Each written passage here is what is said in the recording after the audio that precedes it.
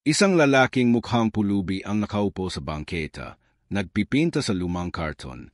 Isang mayamang kolektor ang dumaan at sinabi, "Mukha kang basura, huwag kang magpanggap na artista." Sa loob lang ng 1-0 segundo, makikita mo kung bakit lahat ng nakakita sa kanyang obra ay napatigil at napaiyak. Pindutin ang play at huwag kang aalis. May sorpresa sa unang minuto na magpapabago ng pananaw mo sa buhay. Kapitulo 1, ang pulubi sa bangketa. Sa gitna ng makulimlim na bangketa ng Recto Avenue, kung saan ang amoy ng ihi ng pusa ay nakikipaghalubilo sa usok ng mga jeepney na nagdadaan ng walang tigil, nakaupo si Mang Tony sa isang lumang karton na pinagtagpi-tagpi mula sa mga kahon ng sigarilyo at instant noodles. Ang kanyang buhok ay parang mga ugat ng puno na pinutol ng kidlat, kulay abo, gusot, at puno ng alikabok na parang hindi na naliligo mula pa noong panahon ni Marcos. Ang kanyang mga kamay, na dating malambot at bihasa sa paghawak ng pinong brush ng sable hair, gayon ay puno ng mga galos at peklat mula sa paghuhukay sa basura tuwing madaling araw upang makahanap ng kaunting pintura na natitira sa mga boteng itinapon ng mga estudyante ng fine arts sa malapit na universidad. Si Mang Tony ay 58 taong gulang na, ngunit ang kanyang mga meta ay ang mga matang iyon ay parang mga lumang salamin na nabasag ngunit nakakita pa rin ng mga kulay na hindi na nakikita ng iba. Tuwing umaga, kapag ang araw ay unti-unting sumisibol mula sa likod ng mga gusaling puno ng graffiti at billboard ng mga politiko na nangangako ng pagbabago ngunit hindi naman tumutupad, siya ay nagsisimula ng kanyang ritual. Ukunin niya ang kanyang lumang backpack na gawa sa telang punit-punit ng lumang kurtina. Dating kulay pula ngunit ngayon ay parang kulay ng pinatuyong dugo. Sa loob nito ay ang kanyang mga kayamanan, 3 boteng may natirang acrylic paint, pula, asul at dilaw, na nakukuha niya mula sa mga basurang itinapon ng mga mag-aaral. Isang brush na ang bristles ay halos naubos na, ngunit ginagamit pa rin niya ng may pag-iingat na parang anak, at ilang piraso ng karton na pinuputol niya sa hugis ng canvas gamit ang isang lumang cutter na nakita niya sa kanal. Sa harap niya ay ang kanyang estudyante, isang maliit na batang babae na nagngangalang Maria, mga 7 taong gulang, na may sakit sa baga na nagdudulot ng kanyang pag-ubo na parang may maliit na bagyo sa loob ng kanyang dibdib. Si Maria ay nakatira sa ilalim ng tulay ng LRT, kasama ang kanyang lola na nagbibenta ng sampagita tuwing gabi. Ang kanyang ina ay namatay noong 1 taon dahil sa tuberculosis, at ang kanyang ama ay hindi na bumabalik mula nang umalis upang maghanap ng trabaho sa probinsya. Tuwing umaga, si Maria ay lumalapit kay Mang Tony, hindi upang humingi ng pera, kundi upang humingi ng kwento at minsan ng larawan. Isang araw po, Mang Tony, sabi ni Maria habang umuubo, ang kanyang maliit na kamay ay nakahawak sa laylayan ng damit ni Mang Tony na puno ng mga butas. Gusto ko po sanang makita, uli si nanay. Kahit sa pintura lang po. Si Mang Tony ay ngumiti, isang ngiti na puno ng lungkot ngunit may liwanag din na parang sinag ng araw na sumisilip sa mga ulap. Sige, anak, pero kailangan mo munang maghintay. Ang pintura ay parang buhay. Hindi madaliin, at doon nagsisimula ang kanyang sining. Sa lumang karton na kanyang inilatag sa semento na puno ng mga basag at basura, siya ay nagsimulang gumuhit. Una, ang outline ng mukha ng ina ni Maria, mula sa memorya niya sa mga kwento ng bata. Ang mga mata na malungkot ngunit puno ng pag-ibig, ang ngiti na bahagyang nakabuka, para may sasabihin pa, ang buhok na mahaba at gusot, tulad ng sa mga larawan sa lumang album na ipinakita sa kanya ni Maria isang araw. Gamit ang kanyang daliri bilang palete, tinaghalo niya ang pula at dilaw upang makagawa ng kulay ng balet na parang buhay. Ang asul ay ginamit niya para sa mga anino sa ilalim ng mga meta, na nagpapakita ng pagod ng isang ina na nagtrabaho ng labis. Habang siya ay nagpipinta, ang mga tao sa paligid ay nagsisimulang mapansin. Una, isang grupo ng mga estudyante mula sa malapit na kolehiyo na may mga backpack na puno ng mga libro at laptop. Sila ay tumigil, tumingin at may isa na tumawa. Ano yan, Mang? Graffiti ba yan? Bakit hindi ka na lang maging janitor sa school namin? Mas malaki ang kita mo roon kaysa diyan sa kalye. Si Mang Tony ay hindi sumagot. Ang kanyang mga mata ay nakatuon lamang sa karton, sa bawat stroke na parang bawat alaala na kanyang binubuhay muli. Ngunit sa loob-loob niya, may sakit na nararamdaman, hindi sa mga salita, kundi sa mga alaala. Noong araw, siya ay si Tony Reyes, ang batang pintor na nanalo sa National Art Competition noong 1985. Ang kanyang mga obra ay ipinakita sa Cultural Center of the Philippines at ang kanyang mentor ay ang national artist na si Vicente Manansala mismo. Ngunit ang sunog noong 1970 ay nag-iwan sa kanya na walang anumang bagay maliban sa mga alaala at isang painting na ipinadala niya sa isang kaibigan sa Amerika bago ang trahedya. Ang mga dumadaan ay patuloy na nagbibigay ng barya, mga 5 piso, at minsan ay 5 piso na may mukha ni Andres Bonifacio. Ngunit karaniwan, sila ay nagmamadali, hindi talaga tumitingin sa kanyang ginagawa. Hanggang sa dumating ang isang lalaking nakasuot ng mamahaling suit na may relong Rolex na kumikinang sa ilalim ng araw.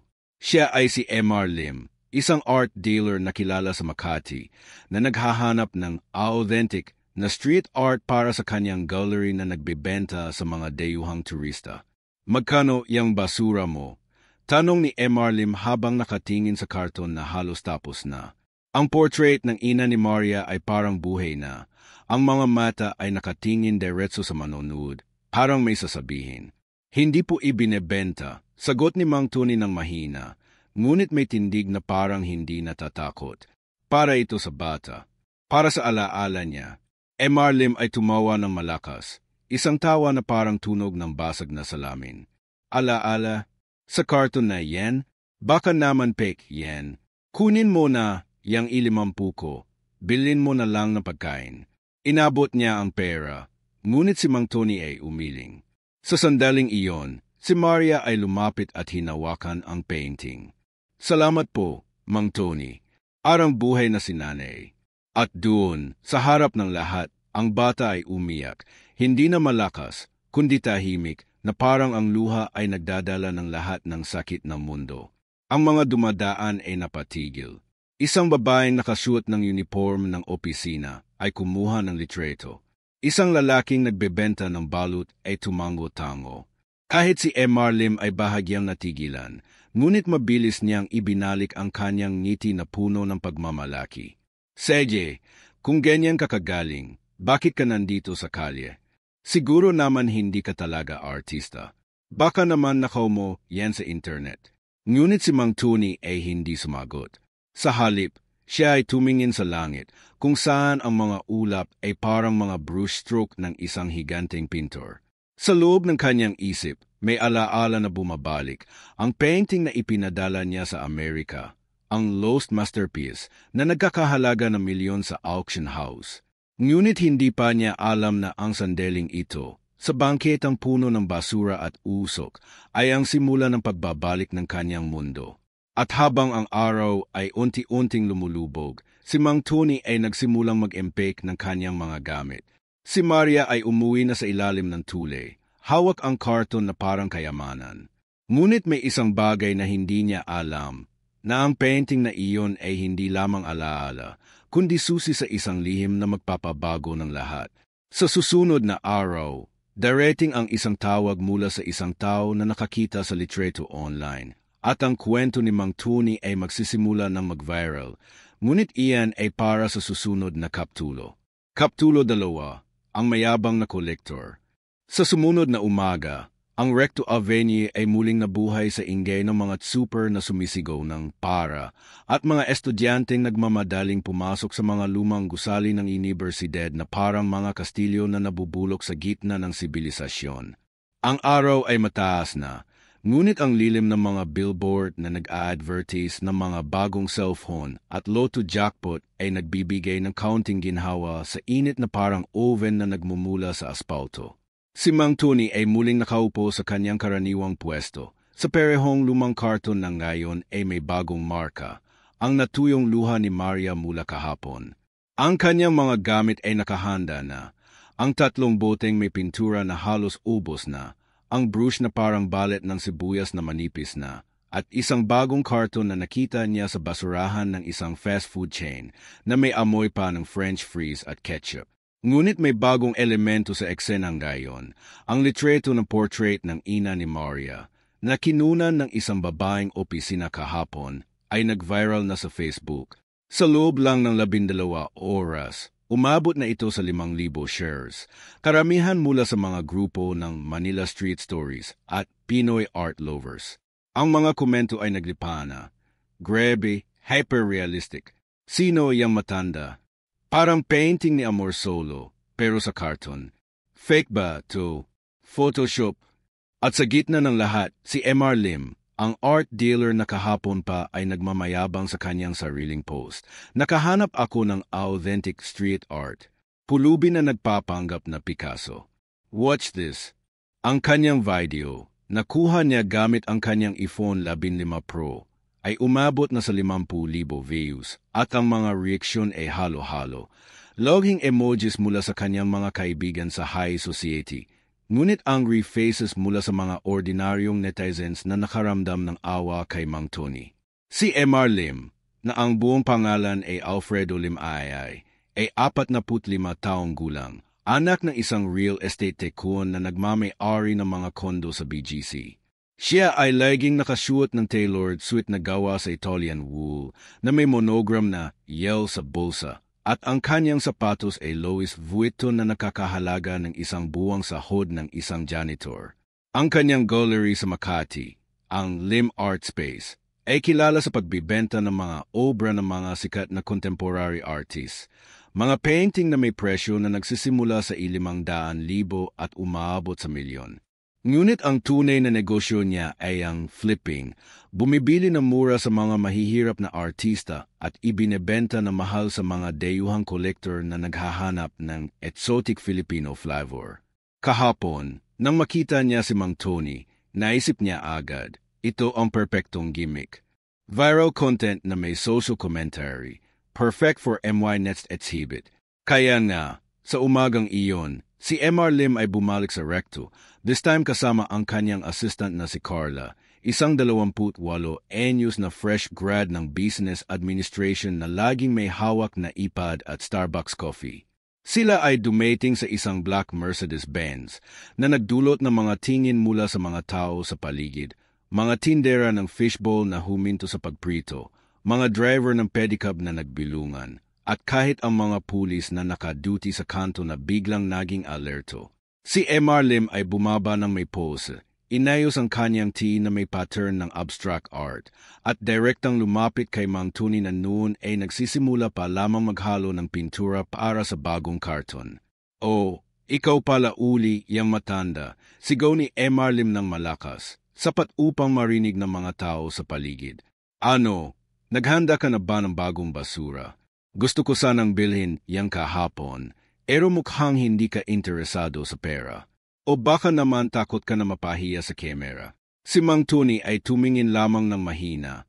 Ang kanyang mga mata ay parang mga lowa na tahimik ngunit malalim. O, hindi po basura ito. Sining po ito. Para sa mga taong nangangailangan ng alaala. MR Lim ay tumawa ng malakas uli.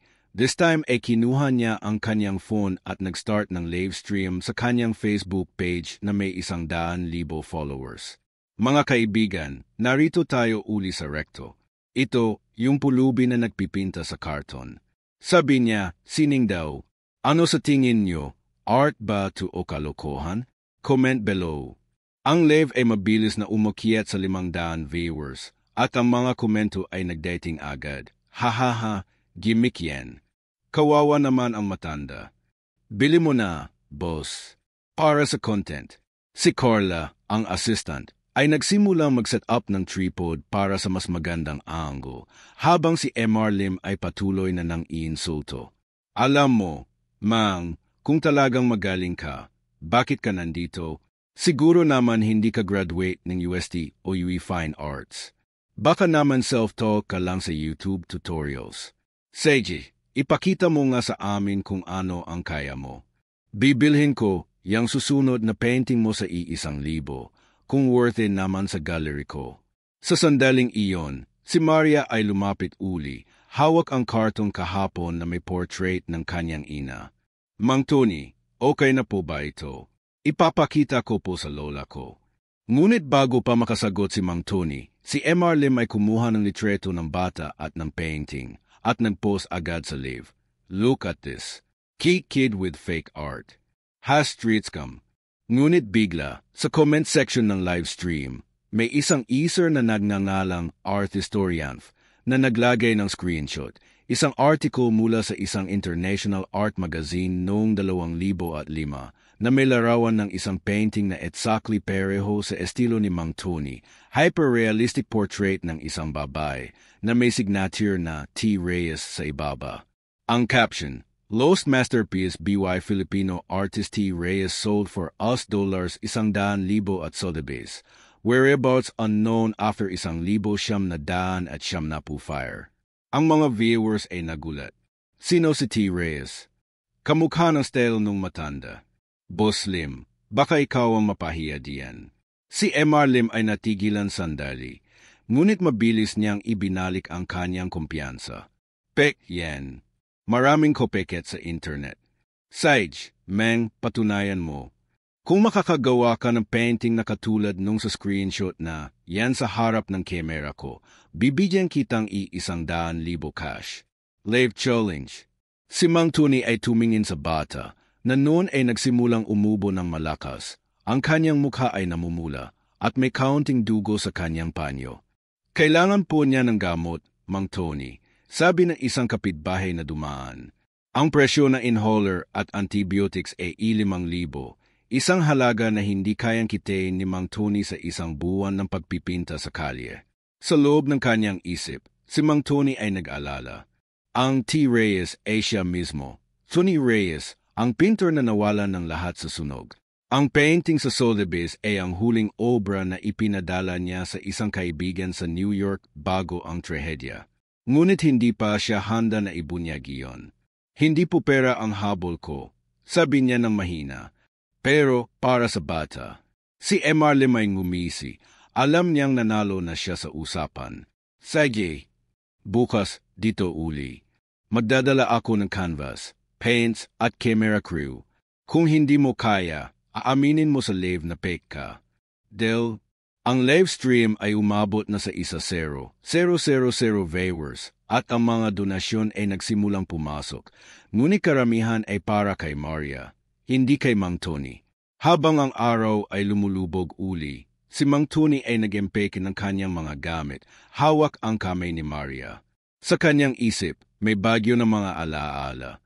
Ang sunog na sumira sa kanyang studio, ang sigaw ng kanyang asawa at anak, ang usok na parang mga anino na sumakop sa kanyang mga pangarap. Ngunit sa gitna ng lahat, may isang brushstroke na bumabalik. Isang lihim na teknik na natutunan niya mula kay Manansala na maaari lamang gawin ng tunay na maestro. At habang si Mr. Lim ay umalis sa kanyang Mercedes, nagmamayabang sa phone call sa kanyang investor. Bukas, viral na naman tayo. Ito ang magiging pinakamalaking exhibit ko. Hindi niya alam na ang hamon na kanyang inilabas ay ang susi na magbubuka sa pinto na nakaraan ni Mang Tony. Sa susunod na araw, ang kamera ay magsisimulang umikot at ang mundo ay makakakita ng isang painting na hindi lamang magpapahiya sa isang mayabang na kolektor, kundi magpapabalik ng isang alamat na nawala sa kasaysayan. Ngunit iyan ay para sa susunod na kaptulo. Kaptulo 3, ang lihim na nakaraan. Sa gabing iyon, ang Recto Avenue ay tahimik na sa wakas, maliban sa mga tunog ng mga pusa na naghahanap ng pagkain sa mga basurahan at ang malayong huni ng mga tren ng LRT na parang mga multo na naglalakbay sa dilim. Si Mang Tony ay hindi na makatulog sa kanyang karaniwang pwesto sa ilalim ng overpass, kung saan ang kanyang kama ay isang lumang banig na nakita niya sa ukay-ukay at ang kanyang unan ay isang plastic bag na puno ng mga lumang pahayadan. Ang hamon ni Mr. Lim ay parang bagyo sa kanyang isip. ₱100,000 na maaaring magligtas sa buhay ni Maria, ngunit maaari ring magbukas ng mga sugat na matagal nang nakalimutan. Habang siya ay nakahiga at nakatingin sa mga bituin na halos hindi na makita dahil sa polusyon ng lungsod, ang kanyang alaala ay nagsimulang bumalik, arang mga brushstroke na unti-unting nagbubuo ng isang lumang painting na matagal nang natatakpan ng alikabo. Noong 1985, si Tony Reyes, na noon ay 23 taong gulang pa lamang, na may buhok na itim at mga mata na puno ng pangarap, ay nanalo sa prestihiyosong National Art Competition na inorganisa ng Cultural Center of the Philippines. Ang kanyang obra, isang hyper-realistic na portrait ng kanyang ina na isang labandera sa Peleng ng Divisoria, ay nagdulot ng paghanga sa mga hurado. Ito ay hindi lamang pintura, sabi ng punong hurado na si Vicente Manansala, ang national artist na kilala sa kanyang transparent cubism. Ito ay buhay na nahuli sa canvas. Ang mga mata ng ina na iyan ay may kwento na mas malalim kaysa sa karagatan. Si Tony ay naging prok ni Manansala agad, at sa loob ng 5 taon, ang kanyang mga obra ay ipinakita sa mga gallery sa Manila, Cebu, at kahit sa Singapore. Siya ay naging the young maestro of realism, na may mga article sa Philippine Star at Manila Bulletin na nagdedeklara sa kanya bilang susunod na malaking pangalan sa sining ng Pilipinas. Ang kanyang buhay noon ay parang isang painting na puno ng maliwanag na kulay. May asawa siyang si Elena, isang guro sa elementarya na laging may ngiti na parang araw, at isang anak na lalaki na si Miguel, na 5 taong gulang, na gustong-gusto ang pagpipinta kasama ang kanyang ama. Ang kanilang tahanan ay isang maliit na bahay sa Tondo, na puno ng mga canvas, easel, at amoy ng oil paint na halo sa amoy ng adobo na niluluto ni Elena tuwing linggo. Tuwing gabi, si Tony ay nagtuturo kay Miguel ng mga basic stroke. Aano hawakan ang brush ng mahina upang makagawa ng malambot na transition sa balet. Aano paghaluin ang asul at pula upang makagawa ng lilim ng lungkot sa mga mata. Anak, sabi niya kay Miguel isang araw habang sila ay nagpipinta ng isang landscape ng Manila Bay. Ang sining ay hindi lamang tungkol sa maganda. Ito ay tungkol sa katotohanan. Ang mga bagay na hindi nakikita ng mata, ngunit naramdaman ng puso. Ngunit ang trahedya ay dumating noong 1990 sa isang gabing walang buwan.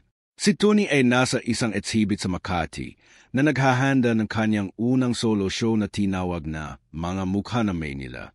Ang kanyang huling obra, isang portrait ng isang batang babae na nagbibenta ng sampagita sa kalsada na may mga mata na puno ng pag-asa sa kabila ng kahirapan, ay ipinadala niya sa isang kaibigan sa New York na si John Smith, isang American curator na nangako na ipapakita ito sa isang international auction.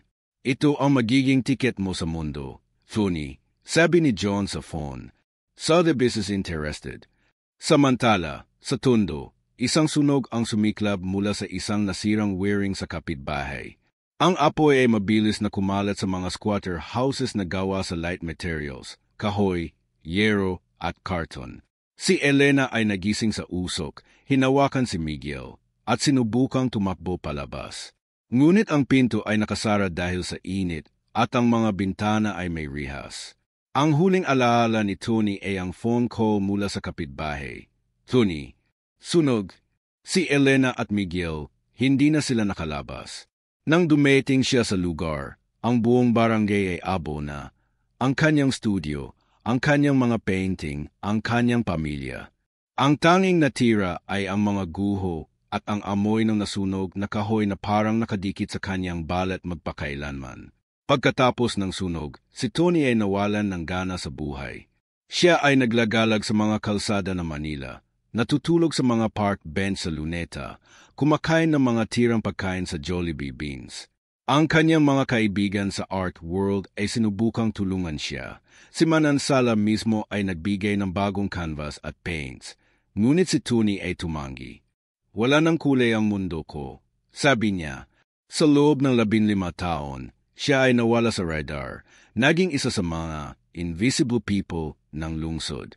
Ngunit unti-unti, noong 2005, siya ay nagsimulang magpinta uli sa kalsada, hindi para sa pera, kundi para sa therapy. Ang bawat portrait na ginagawa niya ay parang pagbubuhay muli ng mga alaala. Ang mukha ni Elena sa isang tindera, ang ngiti ni Miguel sa isang batang naglalaro. Bumalik sa kasalukuyan, si Mang Tony ay nagising sa hamon ni Mr. Lim. Ang ₱100,000 ay sapat na para sa gamot ni Maria at marahil para sa isang maliit na apartment.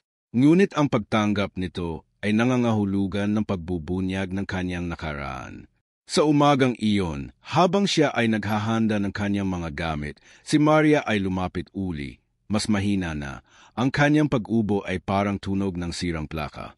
Mang Tony, kailangan ko po ng gamot, pero huwag po kayong mag-alala. Okay lang kahit hindi nyo tanggapin ang hamon. Ngunit si Mang Tony ay nagdesisyon. Anak, para sa iyo ito. At para sa mga alaala. Siya ay tumingin sa langit, kung saan ang mga ulap ay parang mga abstract na hugis na dating ipinipinta niya kasama si Manansala. Sa kanyang backpack, may isang lumang sulat na natira mula sa sunog, ang liham mula kay John Smith na nagsasabi, Tony, the painting sold for us $100,000. You're a star. Ngunit hindi niya iyon binubuksan mula noon. Habang ang oras ng hamon ay lumalapit, 10:00 ng umaga, kasama ang camera crew ni Mr. Lim na may mga professional lights at drone, ang mga tao ay nagsimulang magtipon. Mga estudyante, tindera, at kahit mga pulis na curious. Si Mr. Lim ay dumating ng may ngisi. Hawak ang isang bagong canvas na 24x36 inches at isang set ng Winsor Ampersan Newton oil paints na nakakahalaga ng ₱20,000. Sige, Mang. Isang oras lang. Gawin mo yung painting na katulad nung sa Sotheby's. Kung hindi, aminin mo sa camera na scam ka. Si Mang Tony ay tumango, ngunit sa kanyang isip, may plano na. Ang painting na iyon, ang portrait ng batang sampaguita vendor, ay may lihim na teknik. Isang hidden layer ng glaze na nagpapakita lamang sa ilalim ng UV light na nagpapakita ng eksaktong petsa at lokasyon ng pagkakagawa. Ito ang magiging patunay na siya ang tunay na T. Reyes. At habang siya ay nagsisimulang maghalo ng pintura, ang camera ay umikot, ang live stream ay umabot na sa 50,000 viewers, at ang mundo ay naghihintay. Ngunit ang tunay na lihim, ang ETSC na nagpapahirap sa kanya tuwing may amoy ng usok, ang mga bangungot ng sigaw ni Elena, ay mananatiling nakakulong sa kanyang puso hanggang sa susunod na stroke ng brush. Sa susunod na kaptulo, ang hamon ay magsisimula at ang isang simpleng karton sa kalsada ay magiging canvas ng katotohanan na magpapahiya sa lahat, ngunit iyan ay para sa susunod na kabanata. Kaptulo 4, ang hamon sa harap ng kamera. Ang 10:00 ng umaga ay dumating ng may tensyon na parang hanging bago ang Baguio, kung saan ang Recto Avenue, na karaniwang puno ng ingay ng mga jeepney na nagpapalit-palit ng pasahero, mga tindera ng taho na sumisigaw ng taho, at mga estudyanteng nagmamadali sa kanilang mga class sa AU at UE, ay biglang naging isang improvised na studio ng sining at drama. Ang camera crew ni Mr. Lim ay dumating ng maaga, na may 3 professional DSLR camera na nakamount sa tripod, isang drone na lumilipad sa itaas upang kumuha ng aerial shots, at mga LED lights na nakakahalaga ng libu-libong piso na nagpapaliwanag sa bangketa na parang set ng isang teleserye sa ABS-CBN.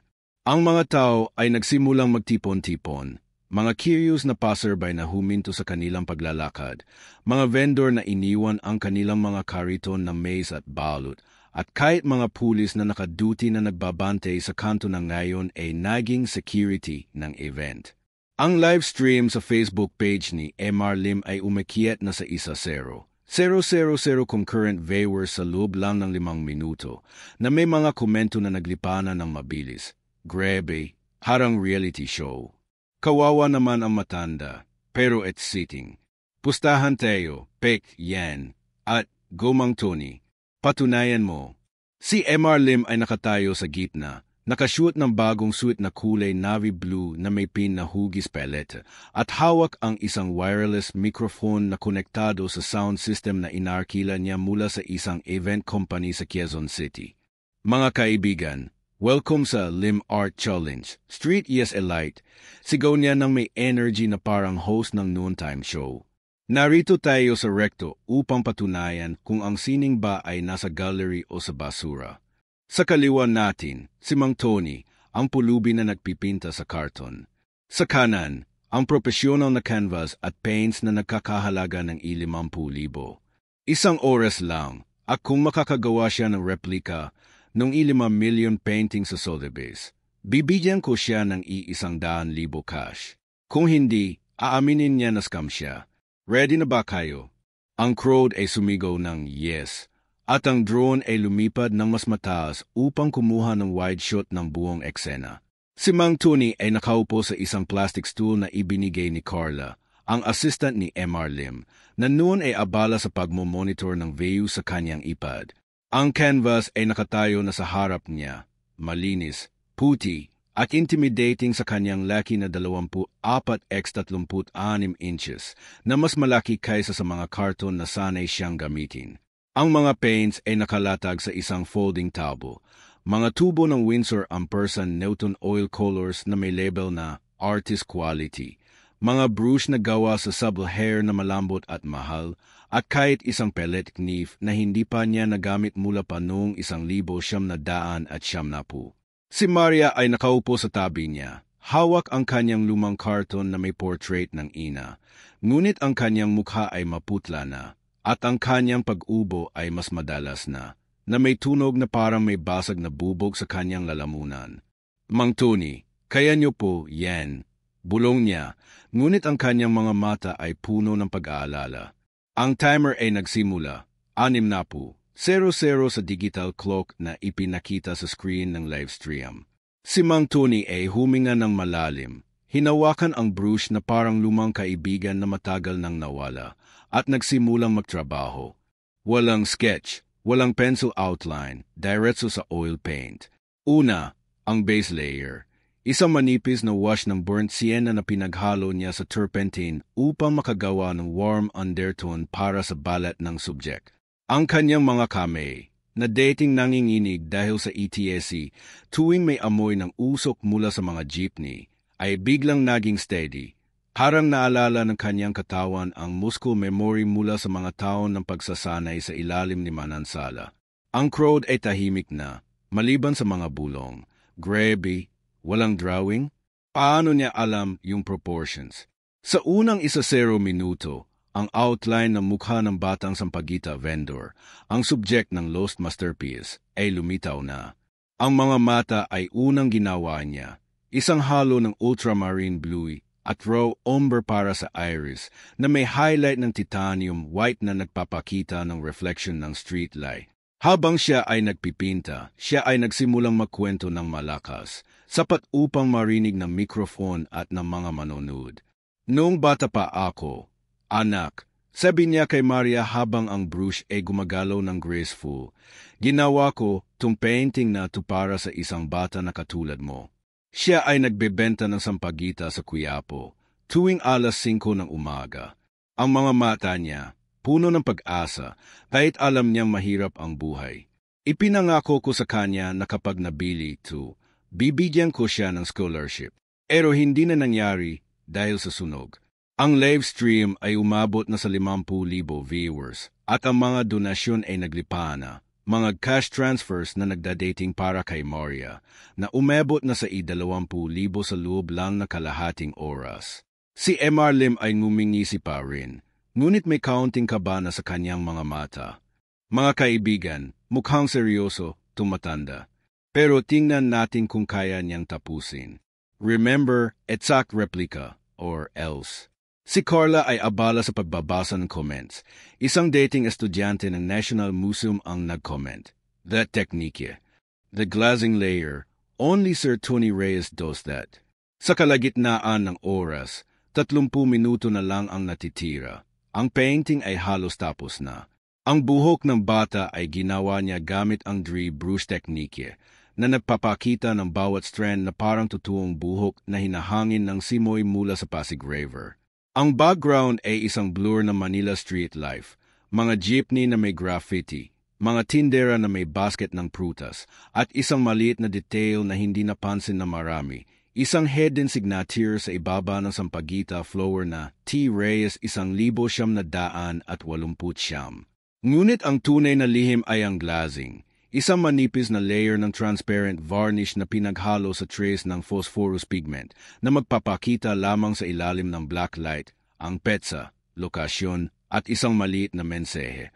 Para sa mga bata ng Maynila, huwag husgahan ang hitsura, tingnan ang puso.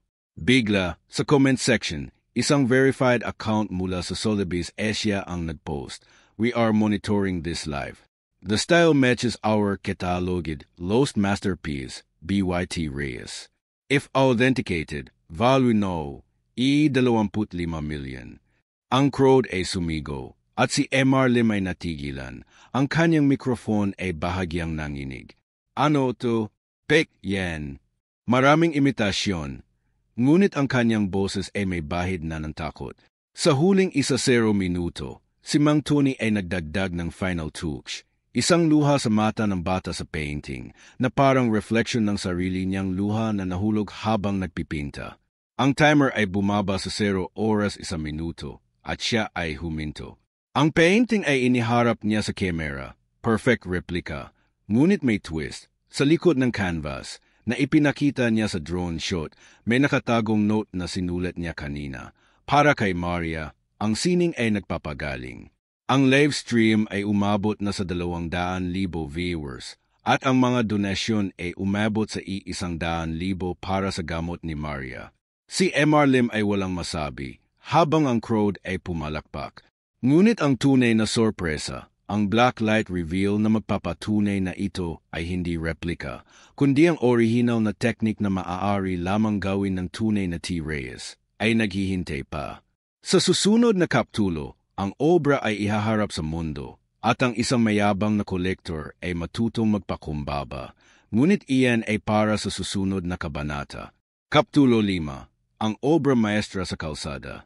Ang huling minuto ng timer ay tumunog ng may dramang beep, na nagmula sa digital clock na ipinakita sa malaking screen ng laptop ni Carla at ang buong Recto Avenue na noon ay naging isang buhay na teatro ng mga emosyon na may mga tao na nakatayo sa mga bangko ng waiting shed, mga bata na nakasampa sa mga kariton ng ice cream at kahit mga driver ng jeepney na huminto sa gitna ng trapiko upang manood, ay biglang napuno ng katahimikan na parang bago ang isang malaking pagbuhos ng ulan.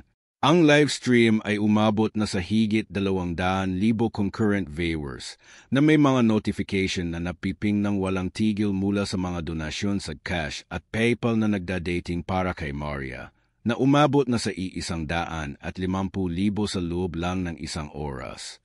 Ang drone ay lumipad ng mababa upang kumuha ng close-up ng canvas, habang ang mga LED lights ay nagpapakita ng bawat detalye ng painting na ginawa ni Mang Tony, ang batang sampagita vendor na may mga mata na puno ng pag-asa, ang mga petals ng bulaklak na parang basa pa sa hamog ng umaga sa Quiapo, at ang background na isang masterful blur ng Manila Life, mga lumang karitelang may advertisement ng San Miguel Beer, mga batang naglalaro ng tumbang preso sa gitna ng kalsada, at isang maliit na detalye ng isang ina na yumayakap sa anak na parang alaala ni Mang Tony sa kanyang sariling pamilya. Si Mang Tony ay dahan-dahang bumangon mula sa kanyang stool. Ang kanyang mga kamay ay nanginginig ng bahagya hindi sa takot, kundi sa bigat ng mga alaala na bumalik sa bawat stroke ng brush. Tapos na po, sabi niya ng mahina, ngunit ang kanyang boses ay may lakas na parang nagmula sa malalim na bahagi ng kanyang kaluluwa.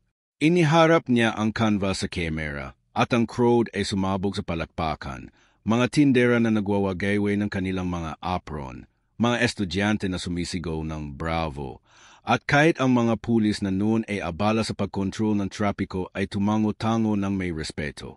Si Maria, na nakaupo pa rin sa tabi niya at hawak ang kanyang inhaler na binili na mula sa donasyon, ay ngumiti ng mahina. Ang kanyang mga mata ay nagniningning sa kabila ng sakit. Mang Tony, parang buhay po siya. Arang nakikita ko uli si nanay sa painting na to. Si MR Lim ay nakatayo doon, Ang kanyang mukha ay unti-unting namumutla sa ilalim ng makeup na inilagay niya para sa live. May konting foundation siya upang magmukhang fresh sa camera. Ang kanyang microphone ay nakababa na, at ang kanyang nisi na dating puno ng pagmamalaki ay naging isang awkward na ngiti na parang nahuli sa akto. Well, mukhang maganda naman, sabi niya ng pilit, ngunit ang kanyang boses ay may bahid ng pag-aalangan. Pero kailangan pa nating i-verify kung exact replica ba talaga, too. Baka naman may reference siya sa phone o something. Ngunit ang kanyang assistant na si Carla ay abala na sa pagbabasa ng comments sa iPad. Sotheby's official account. The heading glaze layer is visible under UE. This matches our 1,989 catalog. Authentication in progress. Grab boss. $25 million na raw ang estimated value. Bigla, isang lalaking nakasuot ng simpleng polo shirt at maong pants ang lumapit mula sa crowd. Isang middle-aged man na may name tag na E.R. Ramon Santos, Curator, National Museum of the Philippines. Siya ay dating estudyante ni Mang Tony noong 1980s, na noon ay nag-intern sa studio niya sa Tondo. Sir Tony, sigaw niya nang may luha sa mga mata. Ako po si Ramon. Yung batang hiniram niyo ang brush noon para sa exhibit sa CC. Siya po talaga si T. Reyes. Ang technique na yan, ang phosphorus glaze na nagpapakita ng hidden message sa UV light, siya lang po ang gumagawa noon. Inilabas niya ang kanyang phone at nag-on ng UV flashlight app na ipinako sa painting. At doon, sa ilalim ng purple light, lumitaw ang lihim. Ang eksaktong petsa, October 15, 1989. Ang lokasyon, Quiapo Church Steps, at isang maliit na mensahe na, para sa mga batang hindi husgahan, T. Reyes. Ang crowd ay napahinga ng malalim, at ang live stream ay sumabog sa mga reaksyon, heart emojis, crying faces, at mga komento na, grabe, totoo pala. MR Lim, sorry ka na. Mang Tony is a legend. Ang donasyon ay umabot na sa 500,000, na sapat na para sa buong gamutan ni Maria at kahit para sa isang maliit na bahay. Si MR Lim ay sinubukang magsalita uli. Okay, mukhang nanalo ka. Narito ang 100,000. Inabot niya ang envelope na may pera, ngunit si Mang Tony ay umiling. Hindi po para sa akin ito, para sa bata. At doon, inabot niya ang envelope kay Maria, na yumakap sa kanya ng mahigpit. Ngunit ang obra ay hindi pa tapos sa pagbibigay ng sorpresa. Isang international call ang dumating sa phone ni Carla mula sa Sotheby's, Hong Kong. We confirm this is not a replica. The phosphorus signature is unique to T. Reyes pre-fireworks. Current auction value, $25 million, and rising due to the story.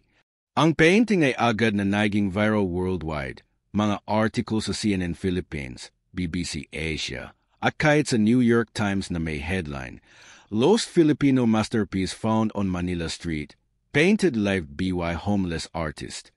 Ang mga kolektor mula sa Singapore at Dubai ay nagbibid na online na nagdadala ng presyo sa $30 million sa loob ng ilang minuto. Si Mang Tony ay tumingin sa painting at doon niya nararamdaman ang pagbabalik ng kanyang sarili. Ang bawat detalye ay alaala. Ang sampagitan na ibinigay sa kanya ng batang vendor noong 1980 na naging inspirasyon niya bago ang sunog. Ang luha sa mata ng bata na parang luha ni Miguel nang sabihin niyang, Papa, gusto ko ring maging pintor. At ang hidden message na isinulat niya noon bilang paalala sa sarili na ang sining ay para sa lahat, hindi lamang sa mayayaman. Salamat po sa inyo, sabi niya sa crowd. Ang kanyang boses ay nanginginig ngunit puno ng pasasalamat. Hindi po ako nawala, nandito lang po ako sa kalsada, naghihintay ng tamang oras. Si Maria ay naiuwi na sa ospital, libre ang lahat, salamat sa donasyon, at ang kanyang lola ay umiyak nang malaman ang kwento. Si E.R. Ramon Santos ay nangako na mag-uorganisa ng retrospective exhibit sa National Museum para kay T. Reyes, na may tema na mula sa abo hanggang sa bituin. Ngunit si MR Lim ay nakatayo pa rin doon, nahihiya, habang ang kanyang live stream ay naging backfire, mga comments na karma, at learn humility, boss. Ang kanyang gallery ay maaaring magsara dahil sa backlash, ngunit sa kanyang isip, may bagong idea na, isang collaboration sana kay Mang Tony. At habang ang araw ay nagsisimulang lumubog, na nagpapakita ng orange at purple na kulay na parang isa sa mga painting ni Mang Tony, ang bangketa ay naging isang lugar ng pagdiriwang. Mga bata na dating dumadaan lamang ay nagsimulang magdala ng kanilang sariling karton at crayons, na sinasabing gusto rin naming maging katulad ni Mang Tony. Ang obra muestra sa kalsada ay hindi lamang isang painting. Ito ay isang mensahe na ang tunay na sining ay nasa puso, hindi sa presyo o lokasyon. Ngunit ang huling sorpresa, ang desisyon ni Mang Tony kung ano ang gagawin sa milyon, at ang pagbabago sa buhay ni Mr. Lim, ay maghihintay pa sa final revelation, ngunit iyan ay Kapitulo 6, ang huling surprise. Sa mga sumunod na araw pagkatapos ng hamon, ang Recto Avenue ay hindi na muling naging pareho, ang bangketang dating tahanan ng mga pulubi, basura, at walang humpay na ingay ng trapiko ay naging isang buhay na gallery ng pag-asa na may mga makeshift easel na gawa sa mga lumang kahon ng karton, mga bata na nagpipinta gamit ang mga donasyong crayons at watercolor mula sa mga netizens, at kahit isang maliit na signage na gawa sa plywood na may nakasulat na T. Reyes Art Corner. Libre ang sining. Para sa lahat, ang viral story ni Mang Tony o si T. Reyes, gaya ng tawag na ngayon sa kanya ng buong mundo, ay umabot na sa higit 1 million views sa lahat ng platforms na may mga repost mula sa mga international influencers tulad ng isang sikat na YouTuber sa Amerika na nag-donate ng $1,000 at isang artist sa Paris na nagpadala ng set ng professional oil paints na nakakahalaga ng $200,000. Ang painting ng batang sampagita vendor ay na-authenticate na ng Sotheby's sa pamamagitan ng virtual inspection at ang final auction price ay umabot sa $35 million, higit pa sa inaasahan. Dahil sa emotional backstory na nag-viral sa TikTok at Instagram Reels na may hashtag na #MangTonyMasterpiece na umabot sa 5 million posts. Si Mang Tony ay nanatili pa rin sa kalsada, ngunit ngayon ay may bagong studio. Isang maliit na tent na ibinigay ng lokal na barangay na may upuan na gawa sa recycled plastic at isang maliit na mesa na pininturahan ng mga bata na makukulay na guhit. Si Maria ay nakalabas na sa ospital, malusog na at masigla, na may bagong inhaler at regular check-ups na sponsored ng isang NG na nag-donate pagkatapos makakita ng kwento. Ang kanyang lola ay nakatira na sa isang maliit na apartment sa Sampaloc na binili mula sa unang batch ng donasyon. Tuwing umaga, si Maria ay pumupunta kay Mang Tony, hindi na upang humingi ng portrait, kundi upang matuto ng pagpipinta. Ang kanyang unang obra ay isang drawing ng kanyang ina na may wings, na may titulo na Nanay sa Langit. Ngunit ang tunay na huling surprise ay dumating sa isang ordinaryong Miyerkules ng hapon, nang ang buong lugar ay puno na ng mga tao, mga dating estudyante ni Mang Tony mula sa National Museum na nag-organisa ng isang pop-up exhibit, mga reporter mula sa GMA at ABS na may mga camera crew, at kahit si Mr. Lim na dumating ng may bagong hitsura. Wala nang mamahaling suit, sa halip ay simpleng polo shirt at maong, na may expression na puno ng pagsisisi. Siya ay may dalang envelope na mas makapal kaysa sa $100,000 na ipinangako niya, at isang liham na handwritten. Mang Tony, Sir T. Reyes, sabi niya nang may nanginginig na boses habang ang mga kamera ay umikot para sa isang follow-up interview. Hindi ko po alam ang bigat ng mga salita ko noon. Ako po ay nakamali. Inusgahan ko kayo base sa hitsura at trabaho. Pero ang kwento niyo, nagbago ng buhay ko. Ang gallery ko ay malapit nang magsara dahil sa backlash, pero handa akong baguhin iyon. Inabot niya ang envelope. Sa loob ay isang check na $5 million, ang natitirang pera mula sa kanyang personal savings, na ibibigay niya bilang reparation. Gusto ko pong maging partner niyo. Gawin natin ang Lim Reyes Art Foundation para sa mga batang mahirap na may talento sa sining. Ang crowd ay napahinga, At si Mang Tony ay ngumiti ng mahina. Ang kanyang mga mata ay puno ng luha na hindi na luha ng lungkot, kundi ng pagtanggap. Salamat po, Mr. Lim. Lahat tayo ay may nakaraan na kailangang baguhin. Tanggap ko, pero hindi para sa akin. At doon niya inihayag ang huling surprise na nagdulot ng higit pang pag-iyak at palakpakan mula sa lahat. Mula sa $35 milyon na nakuha sa auction na isinagawa online at napanalunan ng isang anonymous Filipino billionaire na nag-donate pabalik, si Mang Tony ay nag-donate ng $20 milyon sa isang bagong scholarship program na tinawag na Mga Bata ng Kalsada Art Scholarship. Ito ay magbibigay ng libreng art classes, materials, at kahit college tuition sa 100 batang mahirap mula sa iba't ibang barangay sa Metro Manila, mula Tondo hanggang Payatas. Ang natitirang $10 milyon ay ginawa niyang mobile art clinic, isang van na pupunta sa mga squatter areas tuwing weekend na may mga guro na magtuturo ng pagpipinta, drawing, at kahit therapy through art para sa mga batang may trauma tulad niya noon. At ang huling $5 milyon, ito ay para sa isang permanenteng community art center sa Recto mismo na may mural na ipininta niya kasama ang mga bata. Isang malaking painting ng Manila Skilin na may mga mukha ng mga ordinaryong tao, tindera, driver, pulubi, at mga bata na may pangarap. Si Mr. Lim ay yumakap kay Mang Tony sa harap ng kamera, at ang sandaling iyon ay naging isa pang viral clip, From Our Rugans to Alliance. Ang kanyang gallery ay binago na sa Reyes Lim Space for Street Artists, na magho-host ng monthly exhibits para sa mga hindi kilalang talento. Si Ramon Santos mula sa National Museum ay nangako ng isang full retrospective exhibit na magsisimula sa susunod na buwan na may katalog na magkukwento ng buong buhay ni T. Reyes mula sa tagumpay noong 1980s, trahedya ng sunog, hanggang sa pagbabalik sa kalsada. Sa final shot ng araw na iyon, si Mang Tony ay nakaupo pa rin sa kanyang tent, ngunit ngayon ay napaligiran ng mga bata na nagpipinta sa ilalim ng isang malaking payong na may nakasulat na Huwag Husgahan, Magpinta Tayo. Siya ay may hawak na bagong brush, at ang kanyang voice-over ay narinig habang ang kamera ay umikot. Ang tunay na artista ay hindi ang may gallery o milyon, kundi ang may pusong nagbibigay ng pag-asa sa iba. Salamat sa inyo, kayong lahat na naniniwala na ang sining ay para sa lahat. At habang ang araw ay lumulubog sa likod ng mga gusali na Maynila, na nagpapakita ng kulay na parang isa sa kanyang mga palete, orange na halo sa purple at gold, ang kwento ni Mang Tony ay nagtatapos hindi sa kalsada, kundi sa simula ng isang bagong ligaydo.